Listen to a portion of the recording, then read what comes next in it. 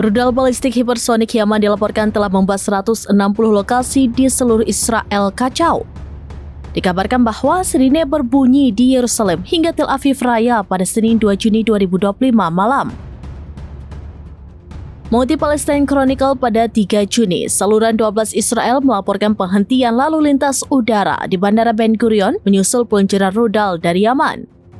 Diklaim bahwa Komando Front Dalam Negeri Israel mengumumkan bahwa sirine berbunyi di 160 lokasi di seluruh Israel. Komando Front Dalam Negeri Israel mengatakan bahwa sirine berbunyi di 160 lokasi di seluruh Israel akibat peluncuran rudal tersebut. Sementara itu, militer Israel mengklaim telah mencegat rudal yang diluncurkan dari Yaman pada Senin 2 Juni malam tersebut. Sumber-sumber Israel lainnya juga melaporkan bahwa sirine berbunyi di Yerusalem hingga Tel Aviv Raya.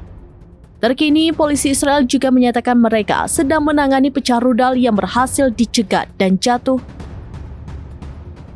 Terkini, polisi Israel juga menyatakan mereka sedang menangani pecah rudal yang berhasil dicegat dan jatuh di kawasan permukiman di Yerusalem. Di satu sisi, juru bicara Brigadir Jenderal Yahya Saree mengkonfirmasi serangan tersebut dengan menyebutnya operasi militer kualitatif,